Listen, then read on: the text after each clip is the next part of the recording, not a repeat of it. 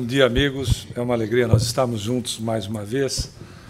Não pensem vocês que a altura seja sinônimo de evolução. Não é. Quando você é muito alto, é porque não cabia pecados na embalagem menor, então esticaram para caber todos devidamente. Né? Se você é mais baixo, se dê por feliz. Aí, muito bem. Quando nós vamos falar a respeito da questão da fé, uma das definições que nós encontramos no dicionário que é algo como convicção íntima. Ora, se é convicção íntima, significa então que ela também é dinâmica. A nossa fé tem o dinamismo da nossa evolução. Tanto é que o próprio Kardec, o codificador, no livro Evangelho segundo o Espiritismo, ele vai nos dizer que ela tem que ser raciocinada, para que ela possa, dessa maneira, enfrentar a razão face a face em todas as épocas da humanidade. E, naturalmente, ela é o veículo que opera em nós, sem sombra de dúvida. Então, o título da palestra já é claro, ela opera o processo da cura, seja de que natureza for. E, claro, que ela não se dá pelo simples fato dela estar atrelada ao processo da convicção, e sim toda a estrutura necessária de aprendizado que o espírito se submete. Muitas das vezes, e graças a Deus, à medida que nós vamos nos conscientizando a respeito de nós mesmos, nós vamos transformando aspectos do nosso aprendizado em apenas vivenciarmos provas. Não necessariamente mais precisamos incluir processos expiatórios, que é termos o conhecimento, por vezes, do fato e não aplicarmos por opção. O que pode parecer, às vezes, estranho para alguns, mas uma realidade que se pode ser constatada. Quando falamos, então, da questão da cura, sabemos muito bem, à medida que vamos nos aprofundando na literatura espírita, principalmente, não só, mas principalmente, de que a enfermidade por si só, quando nós vamos analisá-la na essência, e é óbvio que ninguém vai querer passar por situações dessa natureza, e o trabalho nosso é exatamente o contrário, em nos mantermos cada vez mais saudáveis, para, com isso, prolongarmos a nossa existência no planeta. Essa é uma realidade. Aproveitarmos o maior tempo possível no planeta. Por isso que a bênção da ciência nos favorece a fazermos com que os prazos, os períodos de existência sejam cada vez mais alongados. Mas a enfermidade, quando ela surja, ela sempre vai nos mostrar um processo de necessidade controladora ou até mesmo curadora do espírito. Controladora, por vezes, para que eu não continue tomando atitudes que me comprometam diante de mim mesmo, me comprometam consciencialmente, uma vez que a consciência, conforme sabemos, é o campo de Deus na criatura, o qual não é adulterado em hipótese alguma. E se registra os aspectos todos daquilo que eu vou impondo a mim mesmo e também transferindo para o semelhante. Por vezes, então, como dissemos, ela é o elemento controlador, para que nós não nos comprometamos mais, ou até o elemento que cura o indivíduo. Quando a gente diz assim, fulano, a enfermidade surgiu na minha vida, na vida de fulano de ciclano, por vezes até é exatamente o processo de extração do desequilíbrio do nível perispirítico, ou seja, até porque às vezes a mente já está começando a ser conscientizada, ou seja, o espírito está se conscientizando e, por vezes, é a finalização de um processo, que se dá, conforme nós sabemos, então ela não acontece pura e simplesmente por processos mágicos. Aquilo que eu sou, ou seja, que nós somos como espírito, aquilo que pensamos, a nossa estrutura mental, nós estamos gravando, vincando o perispírito a cada momento. A insistência em determinados padrões mentais vai se vincando mais aprofundadamente ou não, às questões do perispírito, que é ainda um material, mas suficientemente energético para fazer acúmulos de energias desequilibradas, podendo com isso ser literalmente sugadas pelo corpo físico no que nós chamamos de enfermidade. Então, por isso que o Hipócrates, considerado um dos pais da medicina, há aproximadamente 500 anos antes de Cristo, numa frase que lhe é atribuída, dizia que não existem doenças, e sim doentes. O que as pessoas às vezes dizem, é tudo a mesma coisa. Não é. Doente sou eu, o espírito. E posso, se continuar enfermo, no meu padrão mental, desequilibrado, posso ir implementando enfermidades as mais diversas no meu corpo físico. Então, posso implementar em determinado órgão, faço um tratamento, etc., alcanço um resultado positivo nessa terapia e, um pouco tempo depois, me enfermo em outra situação. Porque, a rigor, todos nós, se nós formos analisar, pela nossa própria condição evolutiva, pela própria condição da constância de caráter mental na criatura, e Emmanuel, através de Francisco Cândido Xavier, é muito feliz nessa colocação, dizendo que há uma constância em nós. É na inconstância. Ele diz, nós somos constantes na inconstância. Que é excelente. No nosso padrão evolutivo é excelente. É primordial, aliás. Porque, se não fosse assim, nós, por exemplo, numa manutenção de algo, de rancor, de mágoa, de ódio, nós manteríamos esta energia desequilibrada, que é o amor que se desequilibrou, porque não são duas energias, é a mesma. Sublimada nós chamamos de amor. Desequilibrada nós podemos tratá-la como ódio ou qualquer uma das suas outras referências. Se nós tivéssemos essa constância no padrão evolutivo que nos encontramos, nós poderíamos, então, odiar linearmente, causando-nos verdadeiros estragos. O que não ocorre, porque a criatura, por si só, os aspectos relacionados a essas questões são contrárias à divindade do ser, que somos nós. Né? Aliás, quem nos ensinou a respeito foi o próprio Cristo, quando nos disse que somos deuses. O fato é, toda a estrutura que não seja de acordo com a condição do ser em si, ou seja, da nossa, que é a da divindade, todas as heranças em potencial, que muitos deles estão em franco desenvolvimento, que nós percebemos isso individual ou coletivamente, toda essa estrutura contrária, ela acaba não agindo de forma intensa por conta de que essa irregularidade, ou seja, é a própria condição da divina do ser que não permite que esta condição se permaneça em caráter constante. Até porque aquele indivíduo que mantém uma estrutura odienta, ele chega a um determinado momento que ele não se suporta.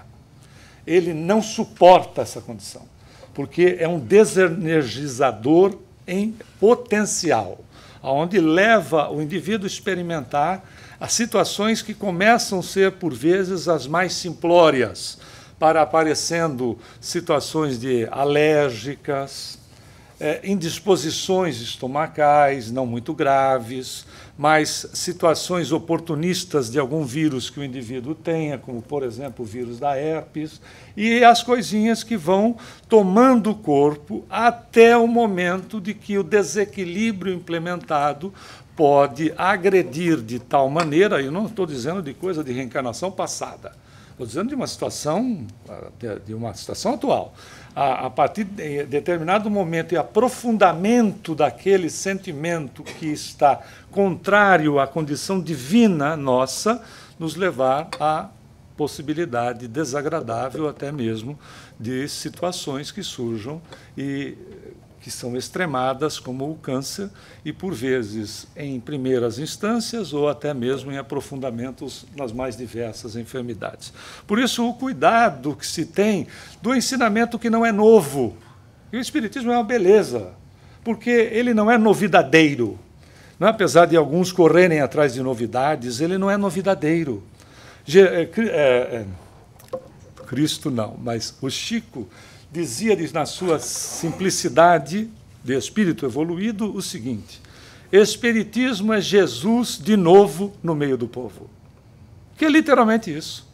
É Jesus de novo no meio do povo.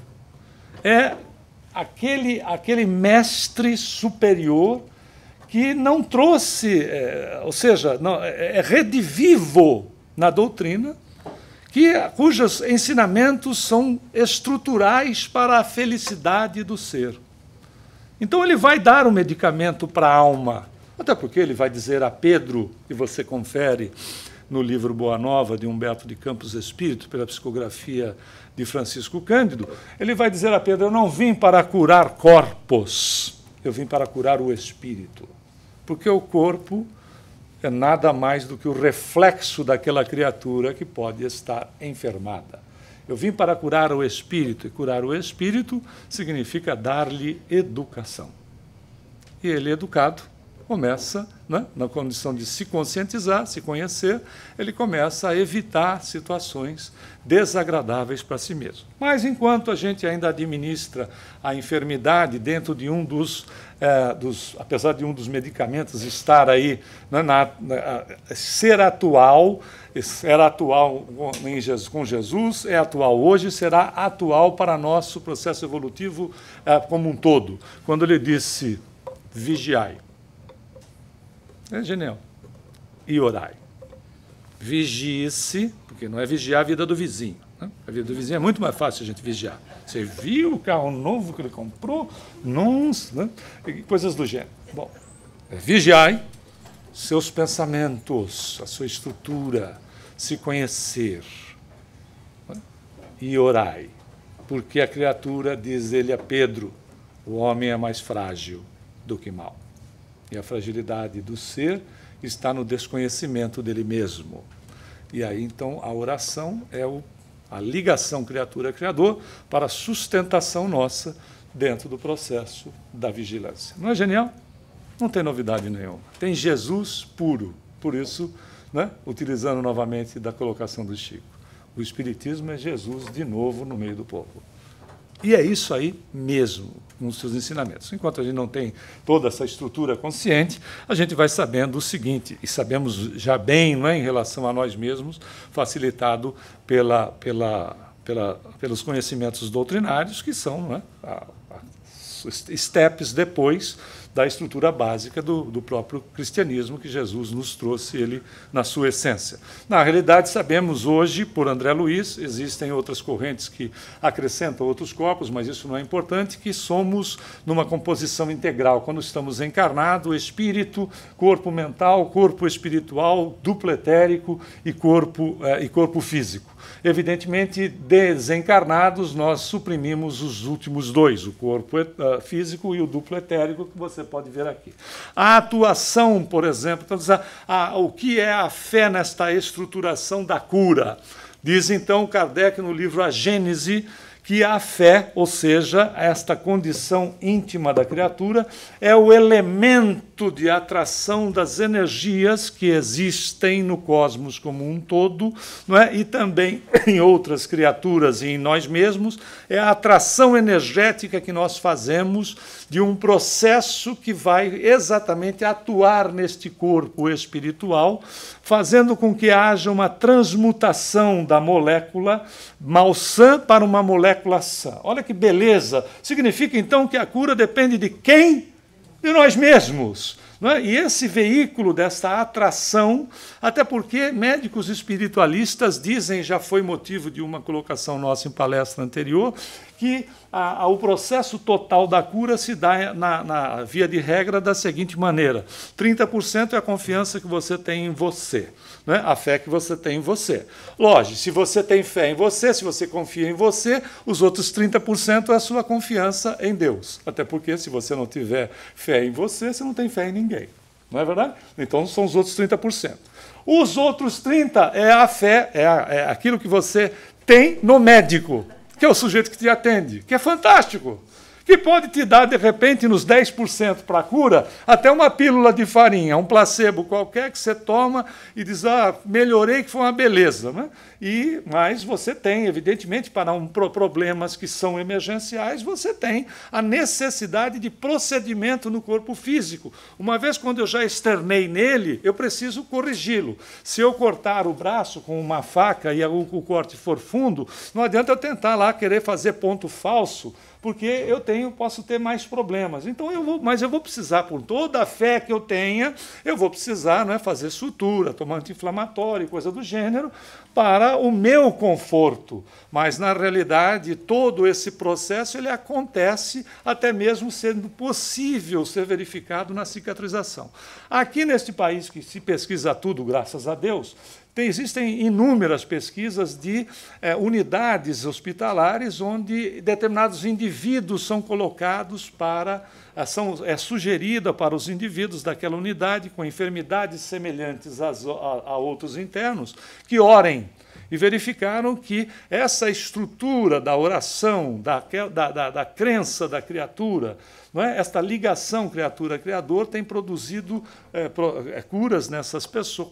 Essas pessoas numa margem de 40% maior do que aquelas que não oram. Isso é fantástico e se dá exatamente nesse processo. É um processo de atração. Para a gente entender e ilustrar melhor, não é? Eles vão atuar, como dissemos, no perispírito, obviamente atuando no duplo etérico, que vai viabilizar isso para o corpo físico.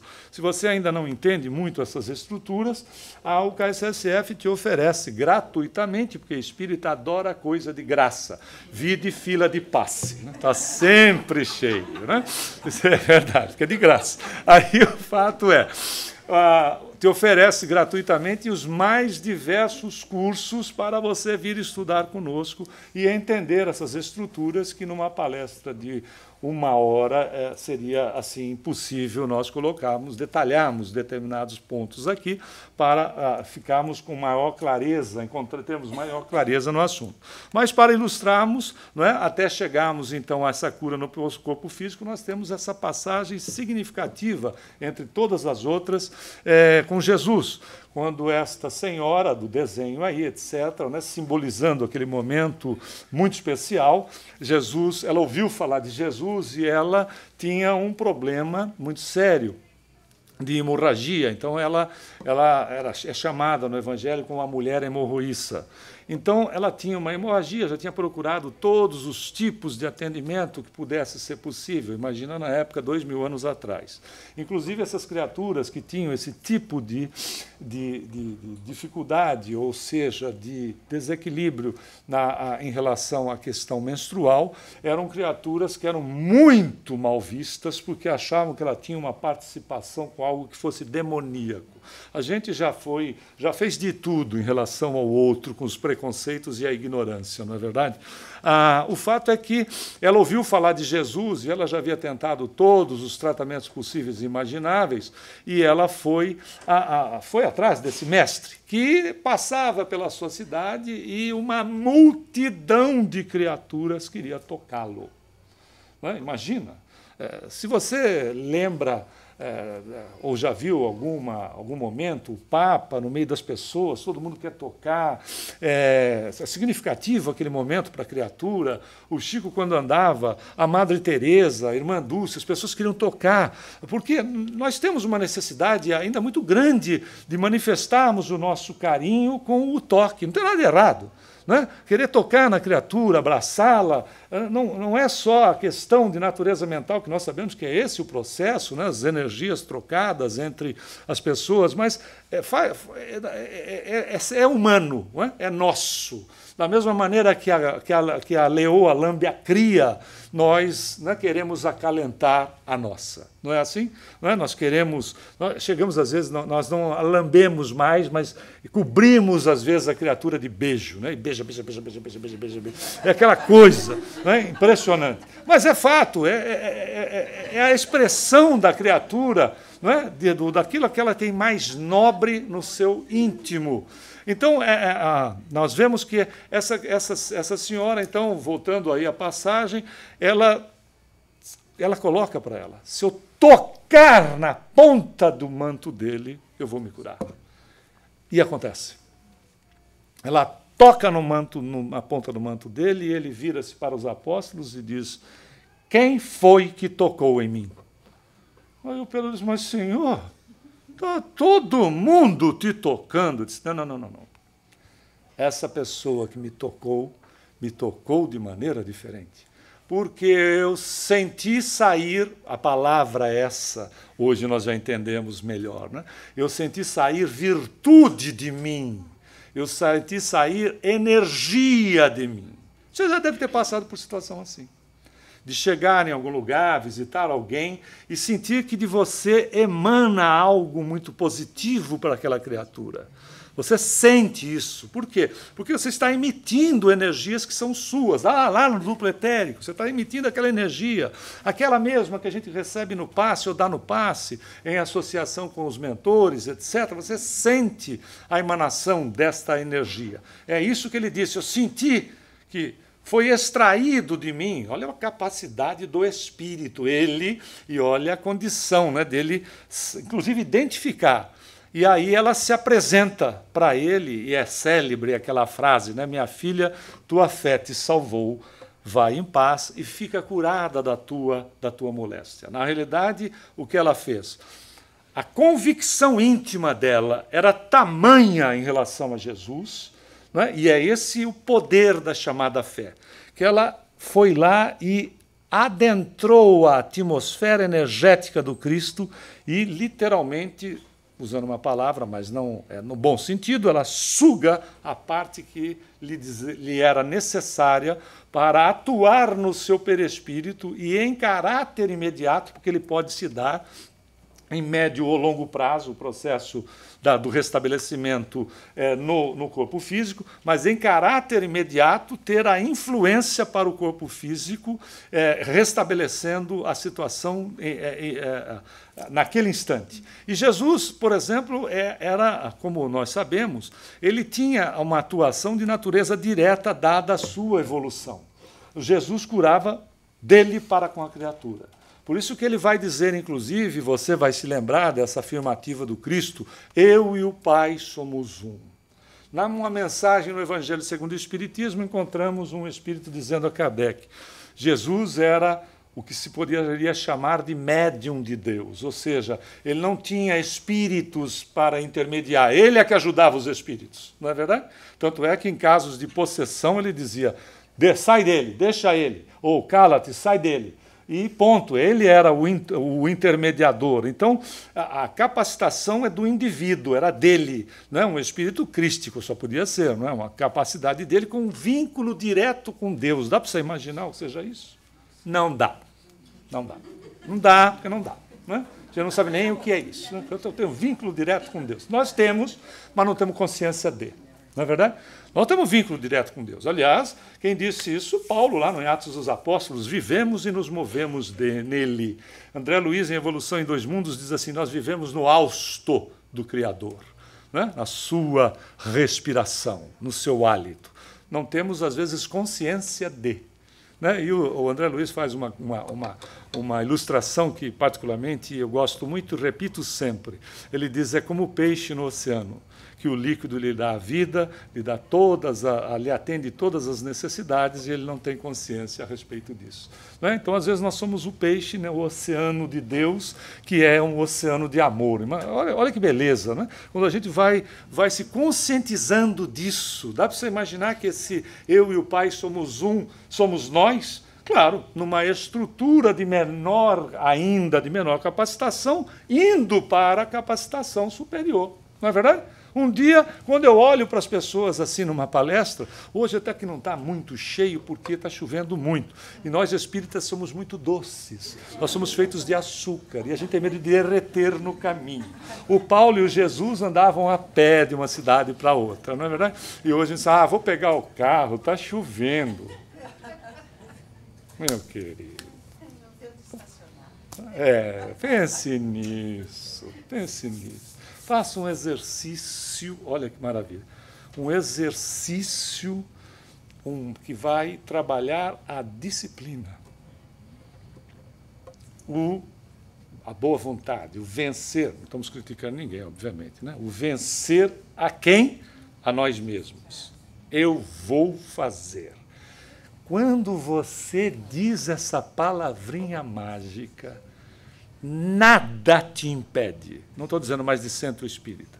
Você lembra quando a mamãe dizia, filha ou filho, Dá uma olhada na figura com quem você está se envolvendo.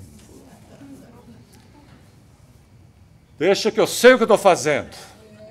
Eu sei o que estou fazendo, conheço muito bem, mas olha, nem banho ele toma, mas é que ele é natureba. Ele gosta de exalar, né, odores naturais. Né? Então, sabe essa? Vou deixar que eu sei muito bem.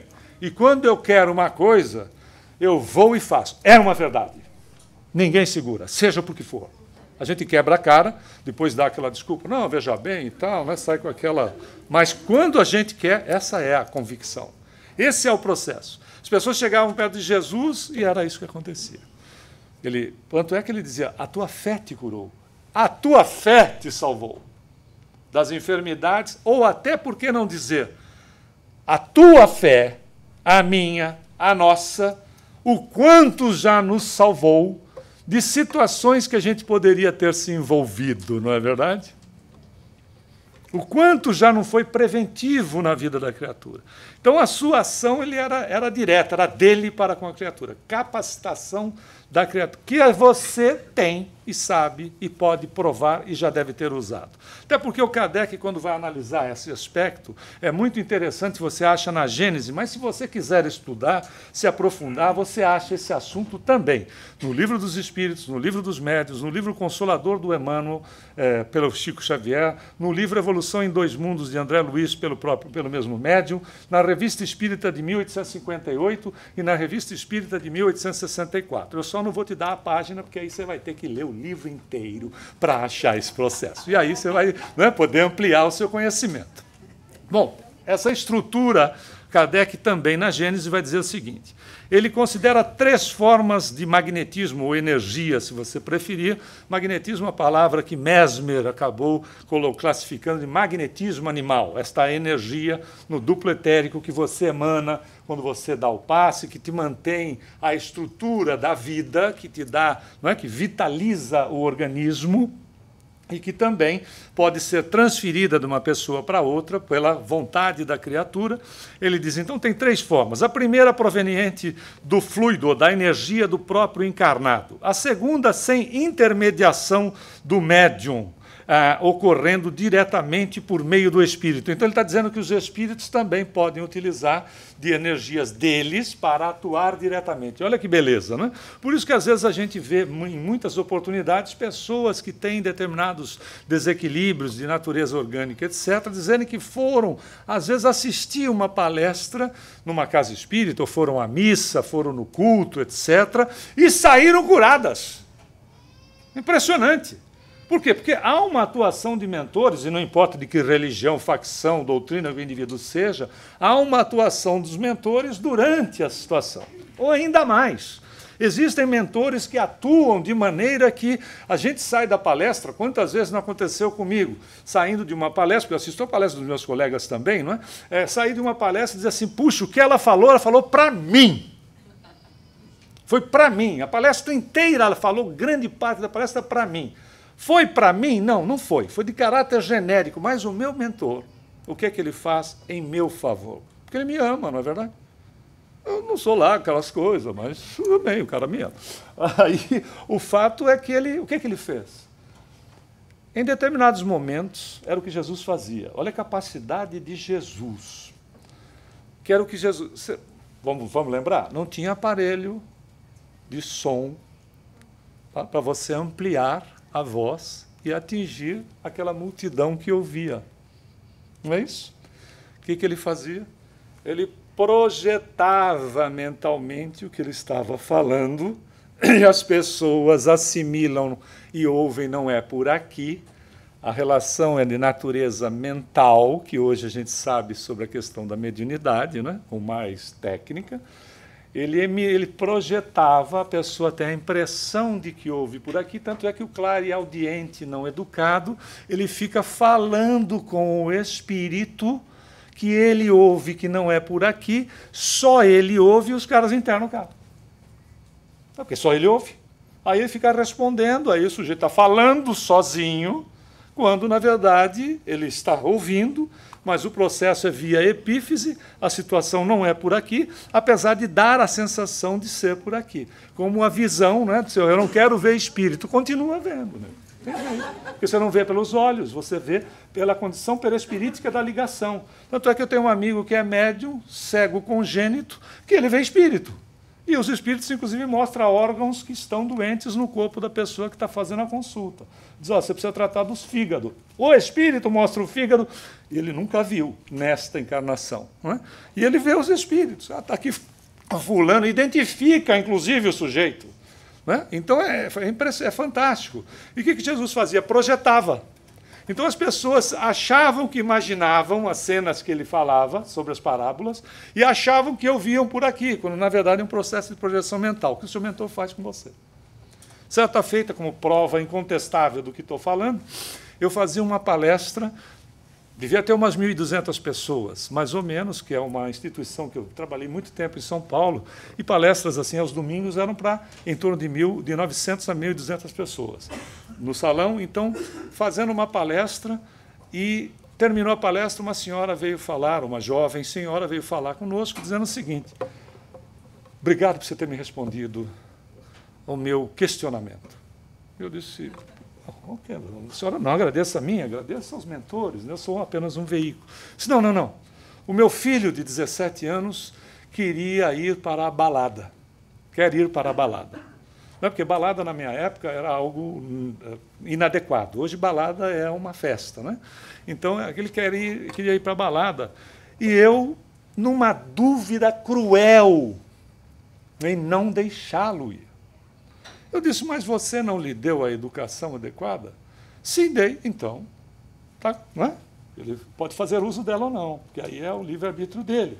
Disse, não, mas foi muito importante, porque na palestra você falou, se o seu filho quer ir para a balada, deixa ele ir para a balada.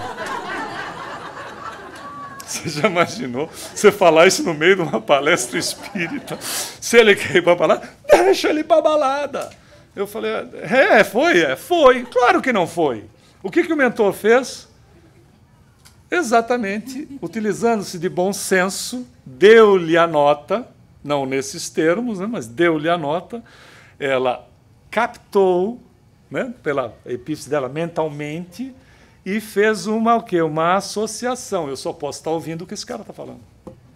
Quantas vezes, então, nós não somos atendidos, e às vezes, nas nossas enfermidades, por ouvir o que o indivíduo está falando, que, na verdade, o mentor está fazendo esse trabalho, os espíritos estão fazendo esse trabalho em paralelo, e, claro, que se a gente só está ouvindo uma pessoa, tem esta relação com a pessoa. Então, diz assim, eu preciso ir assistir a palestra de fulano ou ciclana, porque é impressionante. Não é impressionante, é a tua ligação, a tua fé que você tem. Não é? O indivíduo pode ser um bom orador, uma boa oradora, mas não é só isso. É a tua ligação com a espiritualidade, a tua fé, que favorece esses aspectos. Por isso que para tomar passe também não tem gente especial. Não é? A gente vai ser atendido dentro das nossas necessidades. Não, mas eu quero tomar passe com aquele, por isso que tem padronização de passe. Porque senão eu quero tomar passe com aquele que hoje está muito calor, eu quero tomar passe com aquele que faz ventinho. Né? Porque tem uns que fazem ventinho, se empolga no passe. Eu fui tomar um passe uma vez que a pessoa fazia ventinho, cada um dava um passe de um jeito.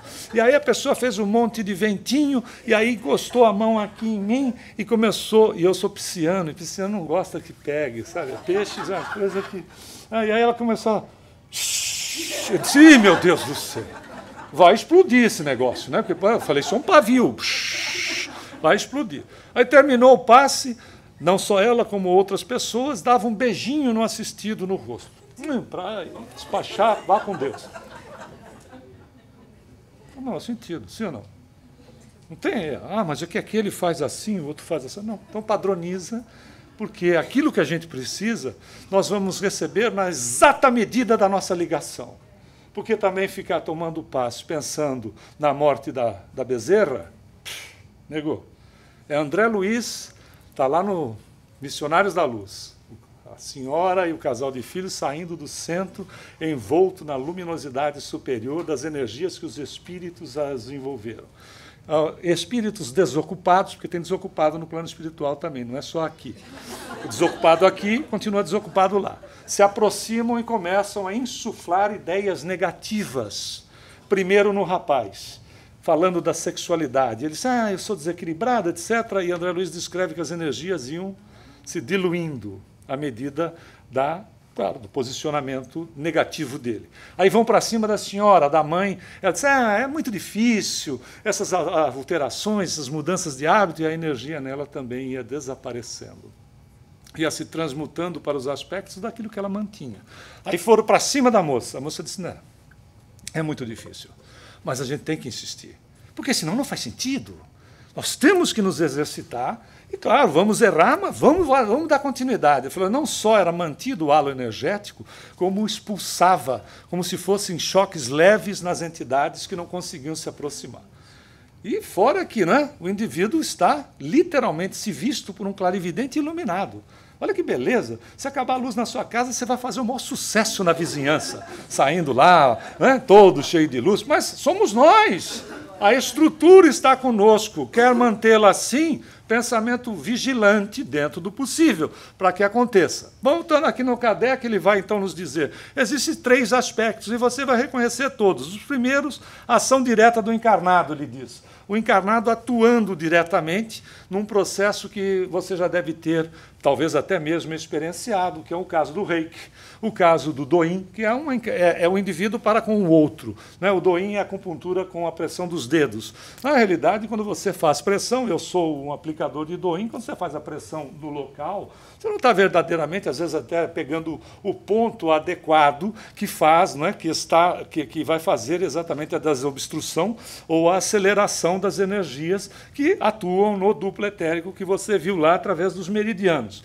Você está fazendo o que mais do que isso? Você está fazendo uma transfusão energética, que você vai se lembrar muito bem numa outra situação fácil, ou já passou por isso, de uma outra ação de encarnado direto. A mãe, quando o filhinho tem algum desconforto, cólica ou coisa do gênero, sabe a história do beijinho que passa? E ela dá o beijo e passa mesmo, não é? Depois a gente fica adulto e diz que isso é besteira, mas nunca foi besteira nem vai deixar de ser. Por quê? O que acontece? Independente do conhecimento dela ou não, a mãozinha na barriguinha ou o beijinho que passa, a gente diz assim, claro, porque tem uma indução mental. Sim, é verdade, também tem, mas tem uma outra coisa. Uma transfusão energética de amor daquela criatura para aquela outra, que atua no perispírito do indivíduo. Olha a maravilha que a gente sabe tudo. Né? Atua no perispírito do indivíduo, neutraliza-lhe então o desconforto, às vezes a dor, e às vezes a atitude materna e paterna, mas é que a mãe dá vida pelo filho, o pai sempre quer negociar. Voltemos à mãe.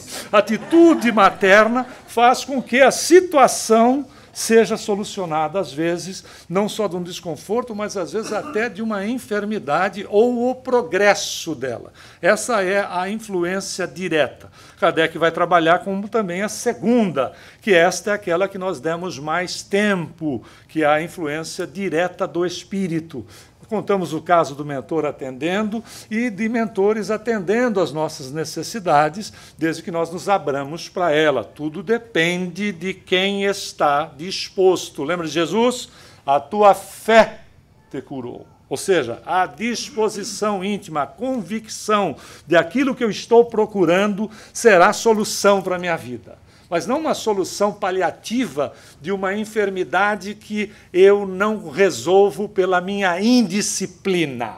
Por isso que nós precisamos estudar o Evangelho do Cristo, para integrar ele na nossa existência e procurar aplicá-lo à medida das nossas possibilidades.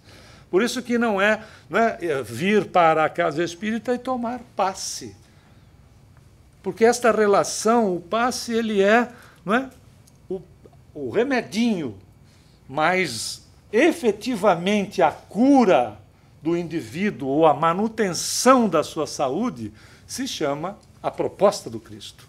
Educação do espírito, a nossa educação. Porém, enquanto estamos ainda em fase né, em fase desse processo, ou seja, estamos no processo da educação, somos atendidos pelo amor dessas criaturas. Então, os espíritos podem atuar diretamente.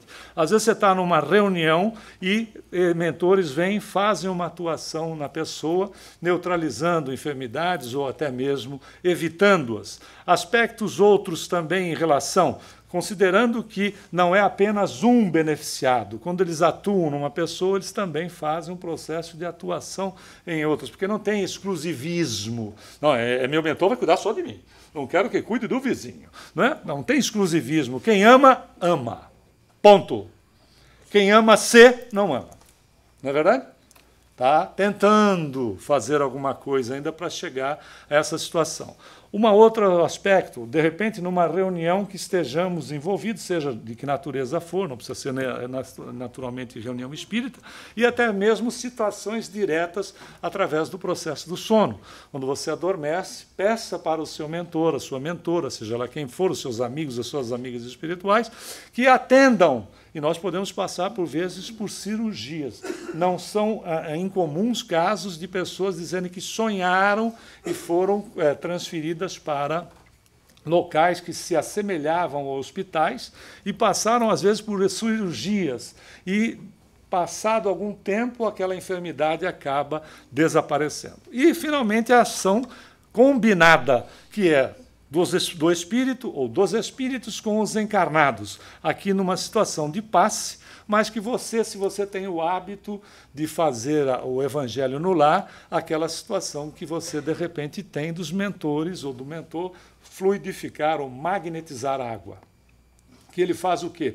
Um processo associativo das energias da pessoa ou das pessoas presentes junto a deles, e ele magnetiza ou fluidifica ou energiza a água a ponto do líquido, por vezes, em determinados casos, o líquido ter não só sabor, como odor de medicação ou de algum tipo de erva, ou às vezes até mesmo a pessoa colocar o jarro de água e ao término da reunião, a água está toda cheia como se fosse gaseificada.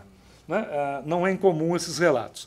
O evangelho no lar, na casa de Chico, era uma coisa absurda, porque ele era médium de ectoplasmia, então saía ectoplasma da narina em estado visível e entrava nas garrafas de água, né? E fluidificando a água, você pegava a água, ficava em torno de 48 horas, mais ou menos, toda a fluidificação dela, o processo energético, em esferas, microesferas douradas, que você colocava na luz e você via, e a essência era uma para cada um, diferente de... Cada um que levava a sua garrafa, as essências se diferenciavam. E havia necessidade de fazer, por exemplo, de um pouco daquela água tinha que se colocar 3, 4 vezes mais a água normal, porque a concentração era tamanha que, se tomada do jeito que havia sido energizada, chegava a arder a garganta, dava ardência da concentração que tinha a água. Ou seja, isso também acontece na nossa casa. Explore esses aspectos. Também reserve para os animais da casa. Se você gosta de flores, são seres vivos. Você precisa ver como é que ficam as flores quando você fala assim, olha, vou botar uma aguinha que tem aquele negócio, né? Que antes era negócio. E outra coisa, você fique à vontade para essa questão, porque o que nós estamos levando? Saúde para as pessoas, saúde para nós, com um diferencial, e mantendo o ambiente como um todo. Está transmutando energias do ambiente, fazendo uma reciclagem energética. Casa onde esta estrutura é utilizada, desses 10, 15, 20 minutos no máximo de uma reunião dessa, que é abençoada, você sente a energia de paz, de equilíbrio, de tranquilidade. Não quer dizer que não tenha problemas, mas entre numa casa onde as pessoas não se identificam, discutam muito, e perceba a diferença. Se não é uma energia desequilibrada, uma coisa que às vezes é desagradável, levando enfermidade para as pessoas. Por quê? Porque é um processo de assimilação, como se você inspirasse todo aquele material, que é de fato material, porque nós emitimos energia.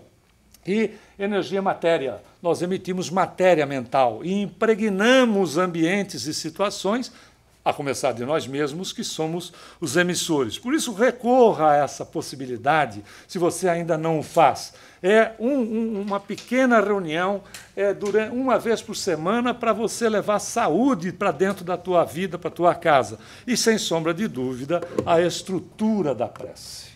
A estrutura da prece, que é ligação criatura-criador sem intermediários. É o veículo que nos coloca ligado diretamente com o Criador, onde nós podemos pedir, nós podemos louvar, nós podemos agradecer, e temos, se formos olhar na nossa vida, temos tanto para agradecer, não é? É que a gente não presta atenção. Pare para pensar. Quando nós despertamos hoje pela manhã, quem não trabalhou durante a noite, quando nós despertamos hoje pela manhã, nós pensamos na bênção da renovação da vida, porque é uma bênção. É a reencarnação que está ocorrendo, só que com um grau de consciência. Você mantém a consciência do que está acontecendo até agora. Porque o que é a desencarnação? Você dorme, sai do corpo e não volta para ele. Simples assim. Não é para ficar hoje à noite tomando café com Coca-Cola, para de repente vai que eu saio do corpo e não volto mais. Né? Mas é isso, é só isso. Você sai do corpo e não volta para ele. Significa que nós, durante... De sábado a domingo não dá para desencarnar, é um negócio de para segunda-feira. Né? Porque sábado a domingo não, mas durante a noite, esta noite, a gente poderia ter concluído a nossa história reencarnatória no planeta. Sim ou não? Mas o Senhor que nos ama, é uma beleza, não? Nos dá mais um dia, na confiança que o Criador tem na criatura, para que a criatura possa realizar por si mesma o bem para si mesma e para o semelhante. É a renovação da confiança do Criador na criatura, dando-nos mais um dia. Como, se acordar, despertarmos amanhã pela manhã, lembremos-nos de que é a renovação da confiança do Criador em você, em mim, em nós. Isso é, ou não é, um motivo central de gratidão? Porque o resto a gente administra. Usando da nossa inteligência, que é brilhante, nós administramos tudo mais. Sim ou não? Porque se você está pleno de vida, você administra. E quando você quer administrar, você administra. Por isso, valorizemos a vida. Por ela. Por ela. Valorizemos a vida. Agradeçamos a vida. Né? Pensemos positivamente. Trouxemos um texto que não é espírita, nem tampouco religioso, desse cidadão aqui, que eu tenho certeza que você deve saber de quem se trata. Né? Sabe quem é? É esse sujeito aqui. Um sujeito genial, não é verdade?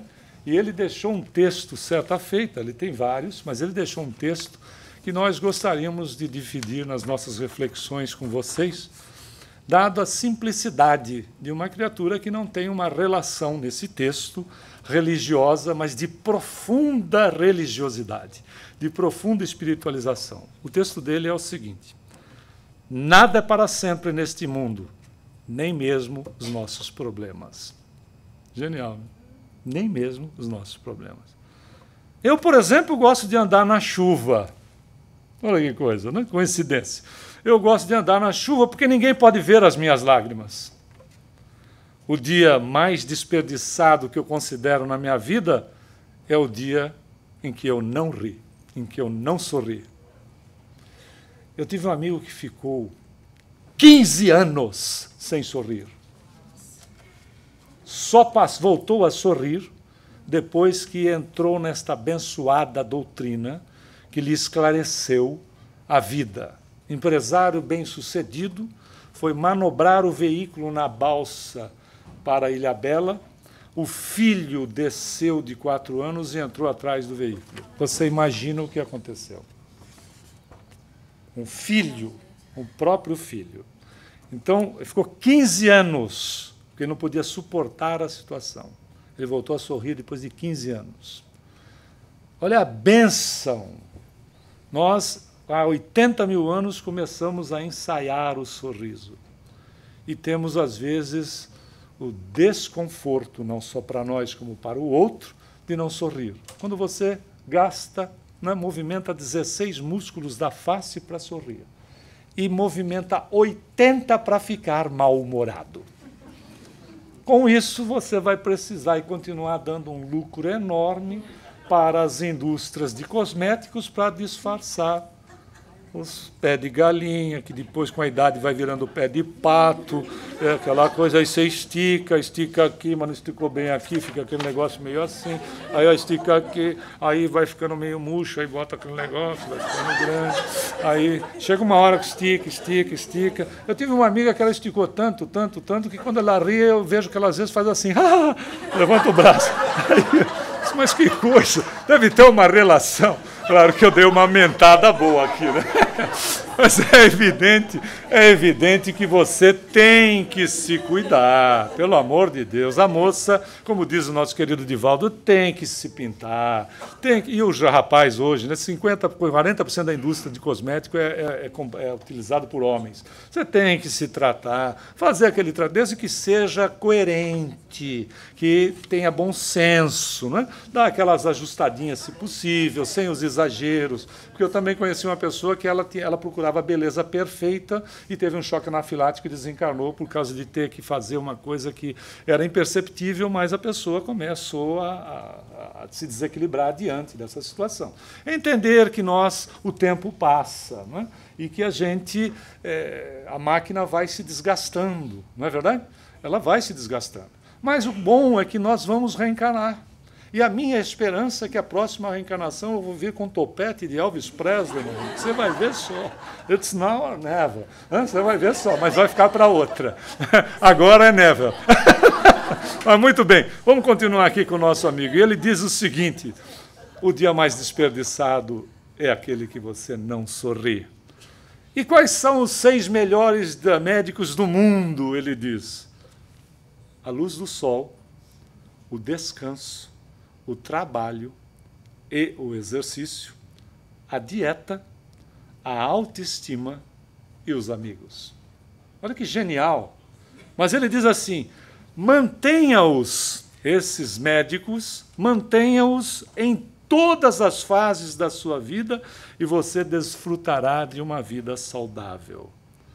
Mas presta atenção numa coisa: se você vir a lua, você verá a beleza de Deus.